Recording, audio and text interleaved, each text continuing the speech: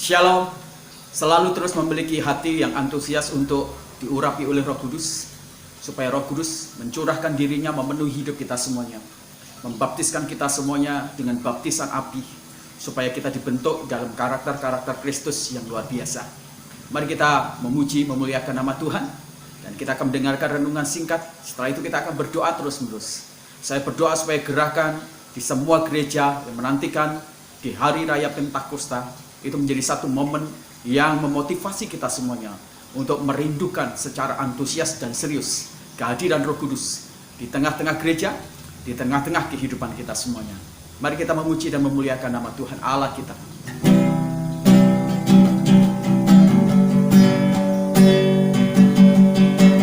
Curahkan Tuhanku,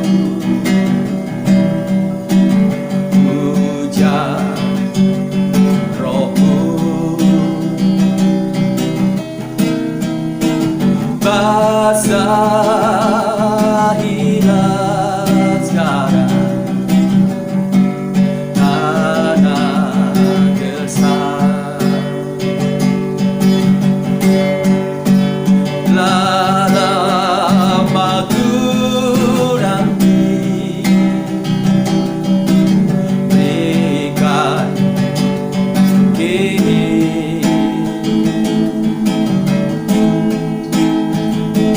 Lalu ku bersujud menyembah, curahkan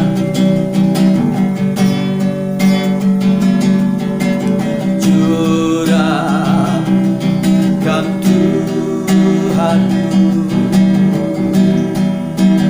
puja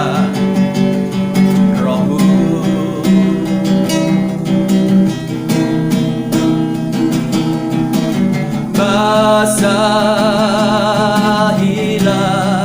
sekarang hati gersang, telah lama ku nanti berikan kini.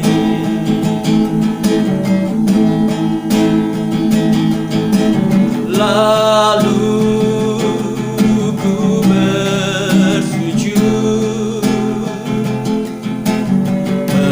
menyembah, curahkan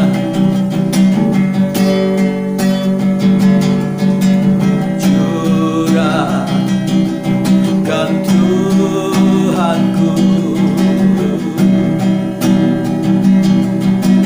puja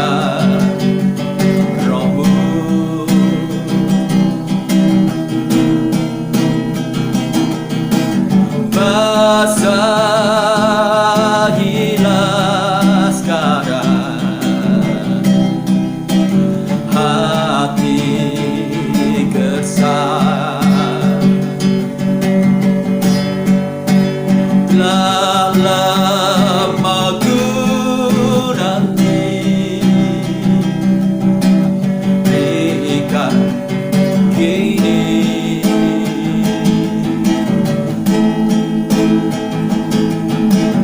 Lalu ku bersujud menyembah,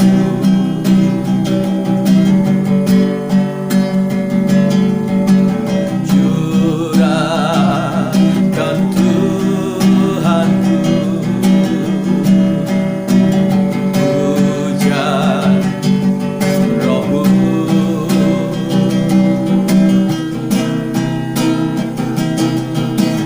basahilah sekarang hati gersang, dalam aku nanti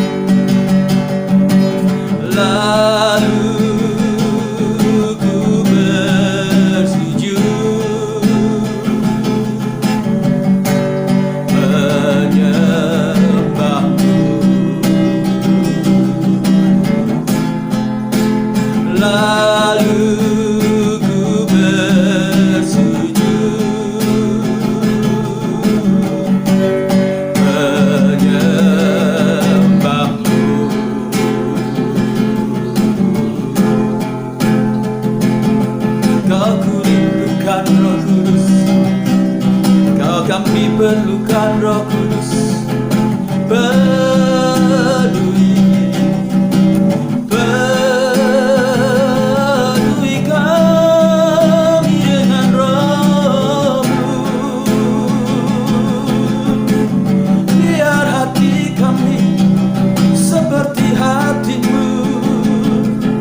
Biar jiwa kami menjadi sangat cinta padamu. Ku tinggikan nama-Mu, ku muliakan Kau selama-lamanya. Haleluya, haleluya. Kau ditinggikan, Kau disembah, Kau diagungkan selama-lamanya. Haleluya.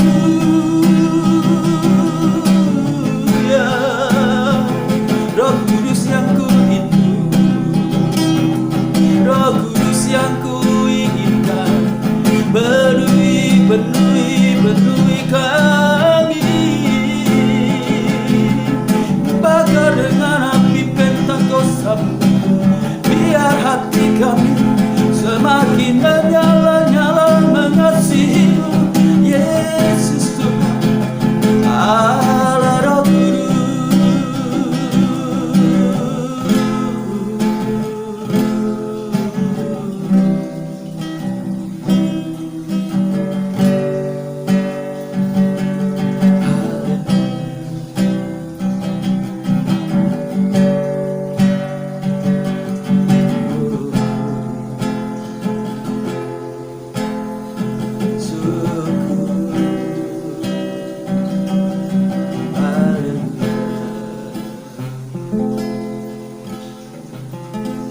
Haleluya.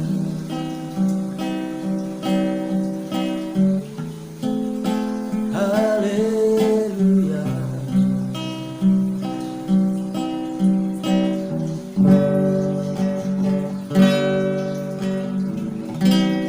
Teruslah Roh Kudus Engkau berbicara di tengah-tengah kami. Teruslah Roh Kudus Engkau berkarya di tengah-tengah gereja, di tengah kehidupan kami, di jemaat kami, di umat kami, supaya pekerjaan-pekerjaan Roh Kudus di dalam kehidupan gereja dan orang percaya menjadi begitu limpah, sehingga kami akan mendemonstrasikan sebuah orang-orang Kristen yang memiliki gaya hidup sesuai dengan nilai-nilai yang Injil. Dan kami menjadi orang-orang yang terus-menerus digerakkan untuk memuliakan Tuhan, mengasihi Tuhan di sepanjang kehidupan kami. Tuhan memberkati renungan firman Tuhan. Dalam nama Tuhan Yesus kami berdoa. Haleluya. Amin. Shalom keluargaku yang kekasih di dalam Tuhan. Tetaplah memiliki passion dan gairah yang luar biasa supaya kehidupan kita menjadi satu kehidupan yang dipenuhi oleh Roh Kudus. Waktu hidup kita dipenuhi oleh Roh Kudus, kita memiliki kecintaan yang luar biasa kepada Tuhan. Kita memiliki kegemaran yang luar biasa untuk melakukan firman. Dan kita juga memiliki belas kasihan yang sangat tinggi kepada jiwa-jiwa. Sehingga kita menjadi orang-orang yang menggelora untuk memberitakan kabar baik dan menjangkau jiwa-jiwa yang belum percaya kepada Tuhan Yesus. Hari ini, renungan firman Tuhan kita terambil di dalam Kisah Rasul pasal yang pertama ayat yang ke-8. Tetapi kamu akan menerima kuasa kalau Roh Kudus turun atas kamu, dan kamu akan menjadi saksiku di Yerusalem dan di seluruh Yudea dan Samaria dan sampai ke ujung bumi. Hari ini saya memberikan sebuah tema, ku tahu yang ku mau. Kalau kita pernah di tahun era 90-an ada satu iklan ya menggambarkan tentang seorang lelaki yang mengetahui tentang apa yang dia mau. Bayangkan kalau seseorang itu tahu apa yang dia mau, berarti orang itu memahami dengan jelas tujuan hidup dia. Ketika dia, iklan ini berkaitan dengan rokok. Ketika dia tahu tentang apa dia mau, dia tahu sesuatu yang sangat jelas tentang keinginan dia, tentang sesuatu kebutuhan dia yang sangat mutlak, tentang bagaimana dia bisa memenuhi sebuah kebutuhan yang menjadi apa yang dia mau. Kalau iklan itu berhubungan dengan rokok, maka saya membawa kita kepada sesuatu yang lebih penting, jauh lebih penting dari rokok, yaitu keinginan yang sangat terbesar dari gereja Tuhan dan pergerakan orang percaya, yaitu Roh Kudus. Jikalau kita memahami bahwa kita sangat tahu bahwa kita butuh Roh Kudus, punya keinginan akan Roh Kudus, maka kita pasti akan tahu dengan jelas kemana kita melangkah, tujuan kita, arah kita, dan bagaimana kita bisa prepare, menyiapkan segala sesuatu. Karena ketika kita tahu tujuan hidup kita dengan jelas, arah kita dengan jelas, maka kita pasti akan menyiapkan segala sesuatu sesuai dengan tujuan kita yang jelas itu semuanya. Nah, Bapak Ibu, ketika Tuhan Yesus memberikan sebuah perintah kepada murid-murid dia berkata kepada mereka semuanya, tetapi kamu akan menerima kalau Roh Kudus itu turun atas kamu, dan kamu menjadi saksiku baik di Yerusalem, Yudea, Samaria, dan sampai ke ujung bumi. Itu mengingatkan tentang sesuatu yang sangat esensi bagi gereja Tuhan dan bagi orang percaya itu sendiri. Nah, pelajaran apa yang dapat kita petik dari sebuah tema yang sederhana, ku tahu yang ku mau. Nah, pelajaran yang pertama adalah kebutuhan akan Roh Kudus itu menjadi sesuatu yang selalu akan relevan di sepanjang keberadaan masih ada gereja dan orang percaya. Jauh sebelum kemunculan gereja, Tuhan Yesus menyatakan ada satu kebutuhan yang sangat penting dan bersifat mendesak bagi orang percaya, bagi para murid-muridnya, bahkan juga bagi perkembangan gereja yang sudah ada di muka bumi, yaitu tentang keberadaan dan kehadiran Roh Kudus di dalam kehidupan gereja Tuhan dan orang percaya. Nyawa dan roh gereja itu adalah Roh Kudus. Roh Kuduslah yang membawa gereja menjadi hidup, dan Roh Kuduslah yang memastikan gereja itu menjadi instrumen yang sangat efektif mewartakan kabar baik tentang anugerah keselamatan di dalam Kristus. Gereja menjadi pembawa salom bagi dunia. Gereja menjadi emanasi dari kasih Kristus, sehingga gereja mempertemukan anugerah keselamatan yang menjumpai orang-orang yang belum percaya. Mereka bertemu dengan Yesus, mereka bertemu dengan sumber keselamatan, mereka bertemu dengan sang juru selamat, yaitu Kristus sendiri. Pada gilirannya akhirnya, ketika gereja menjadi perpanjangan tangan, instrumen dan emanasi dari cinta dan kasih Kristus di dalam dunia ini, maka gereja mempertemukan manusia dan menjadikan manusia yang percaya kepada Yesus dalam alrakan keluarga Allah untuk menyembah, mengagungkan, dan memuliakan Bapa dan Kristus.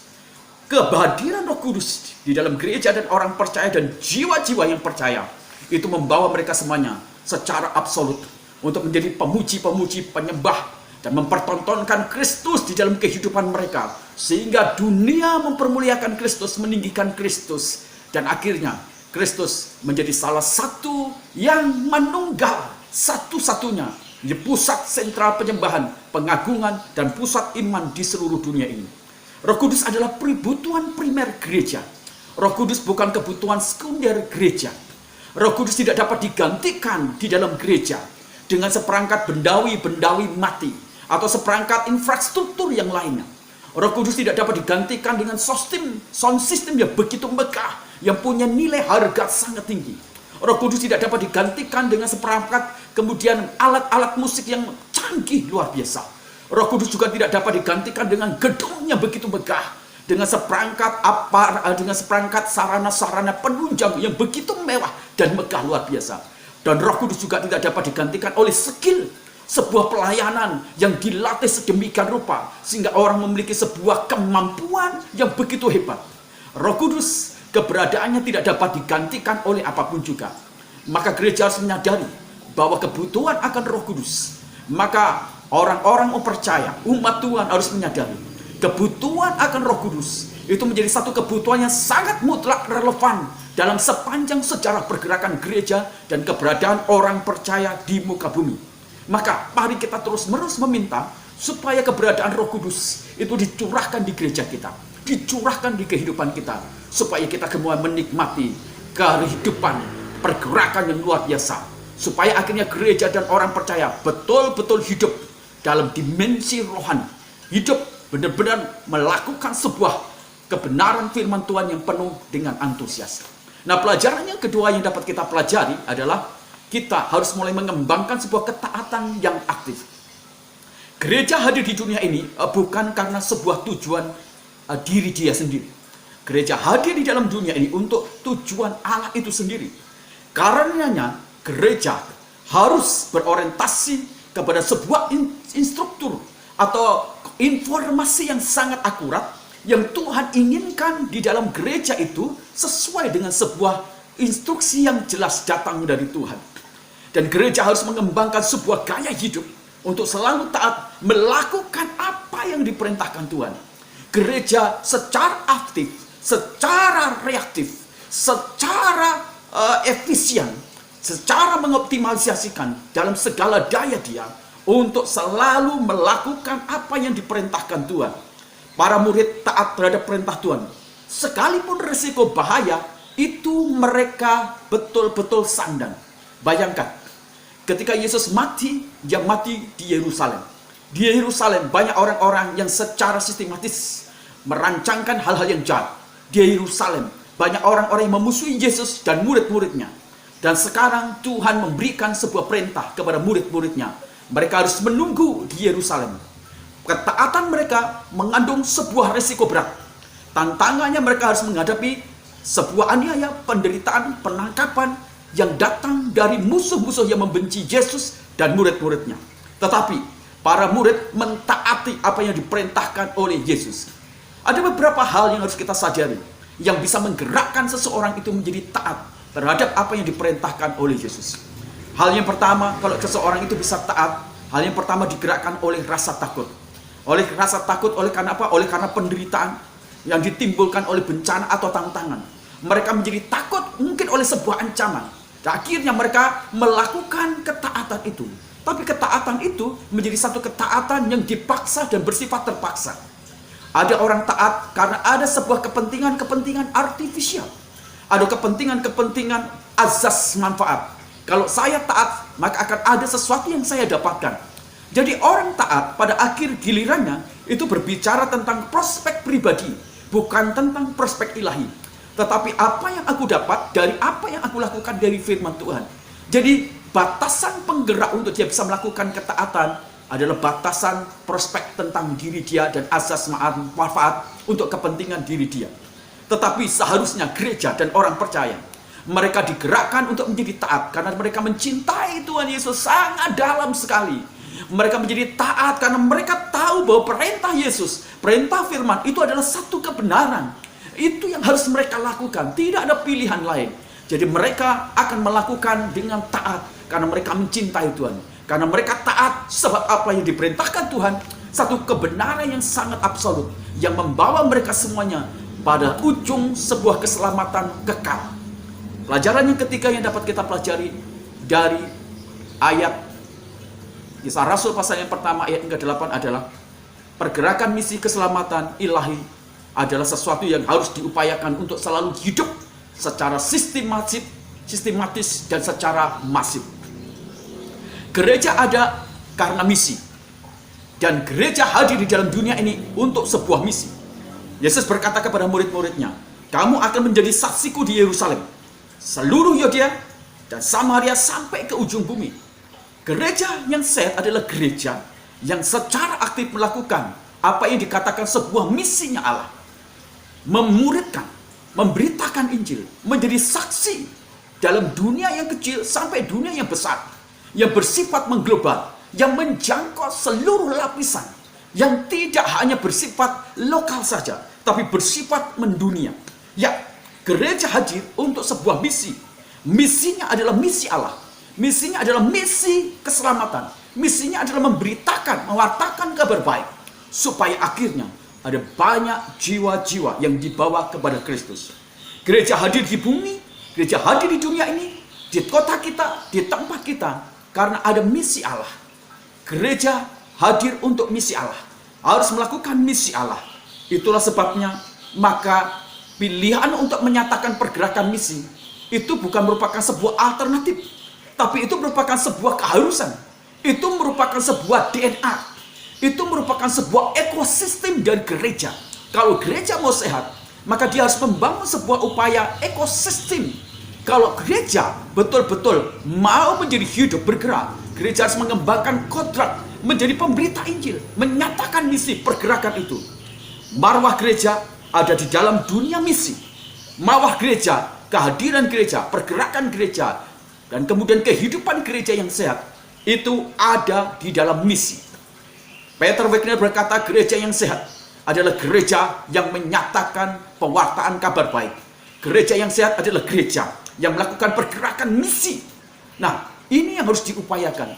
Bukankah Roh Kudus dicurahkan di gereja secara urgent, secara esensi, supaya gereja menjadi efektif untuk menjadi saksi bagi dunia ini, supaya mereka kenal Yesus. Maka ketika kita berbicara tentang apa yang ku mau, aku tahu yang ku mau, kita berbicara tentang pergerakan misi keselamatan secara sistematik, aktif, dan masif. Kiranya kita terus berharap supaya Roh Kudus di dalam kehidupan kita makin dicurahkan sangat hebat. Tuhan memberkati kita semuanya. Mari kita akan berdoa. Kita akan naikkan lagu ini satu kali lagi. Setelah itu kita akan berdoa.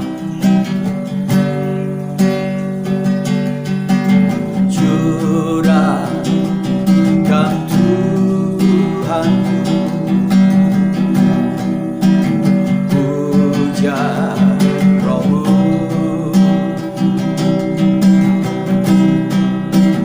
basahilah sarah hati gersang.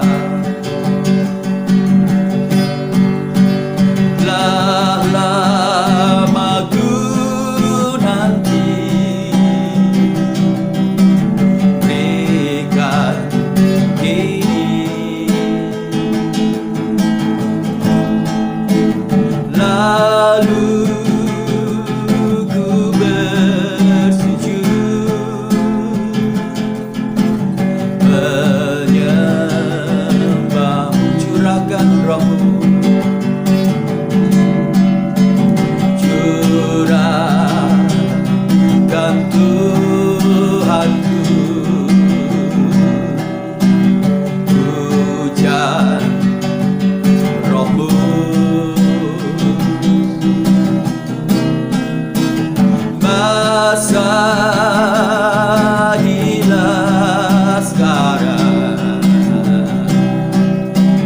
hati gersang. Lama ku nanti berikan kini. Lalu ku bersujud menyembah.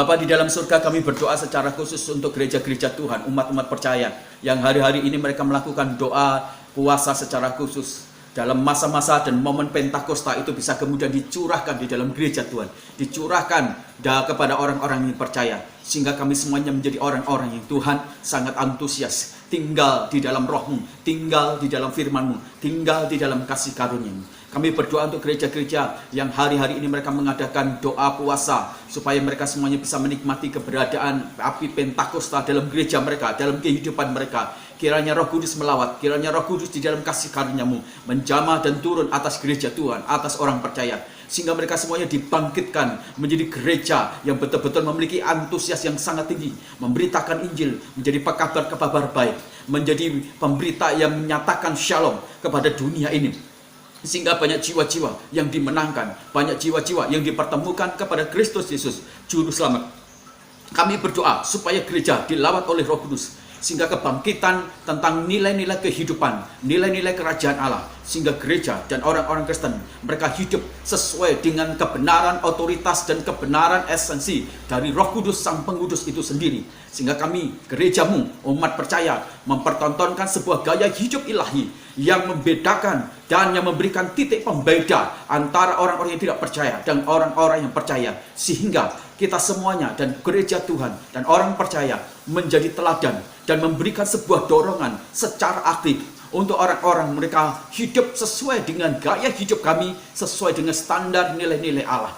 Tuhan, kami berdoa untuk orang-orang yang hari-hari ini mereka mungkin sangat berada dalam kesesakan. Roh Kudus melawat mereka, Roh Kudus menjumpai mereka, Roh Kudus menjamah, dan berikan Roh Kudus-Mu supaya mereka semuanya digerakkan, ditangkap, dan mereka menjadi percaya kepada Kristus Yesus Tuhan Allah kami.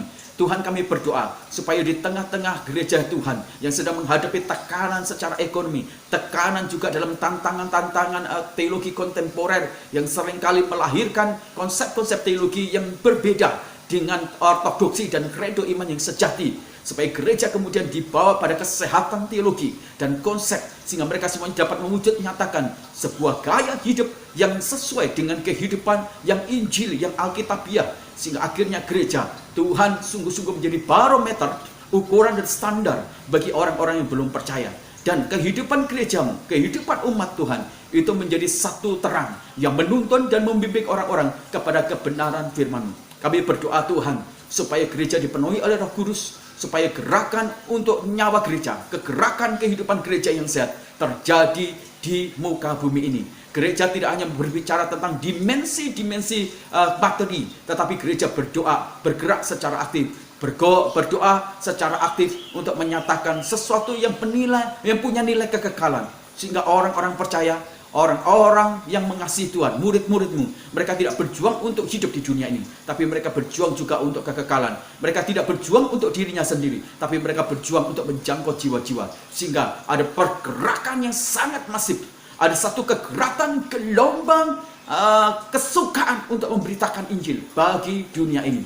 Dan gereja-Mu menjadi gereja yang menjangkau jiwa, pertobatan banyak, dan jiwa-jiwa masuk kepada gereja. Mereka dimuridkan, dan mereka juga akhirnya menjadi gereja dan umat Allah yang dipenuhi.